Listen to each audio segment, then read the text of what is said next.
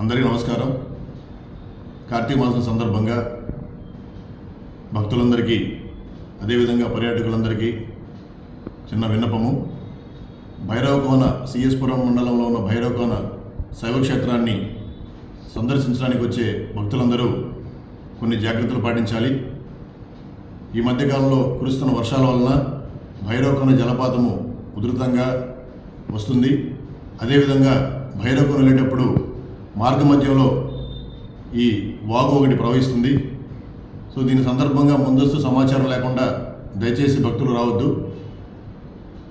వచ్చే భక్తులు శైవక్షేత్రాన్ని సందర్శించిన తర్వాత జలపాతం దగ్గరికి వెళ్ళి స్నానాలు చేయాలని చెప్పి ఆలోచనలో ఉంటారు. కాబట్టి ఈ సందర్భంలో కూడా మీరు జాగ్రత్తలు తీసుకోవాలి. ఈ ఉధృతంగా ప్రవహించే జలపాతము పైనుంచి రాళ్లు పడే అవకాశం ఉంటుంది.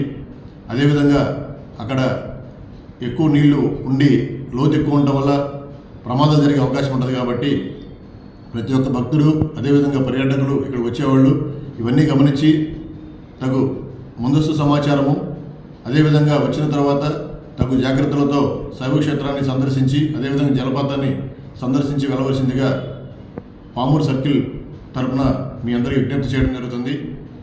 ఈ సూచనలని తప్పకుండా పాటిస్తారని చెప్పేసి, ఎటువంటి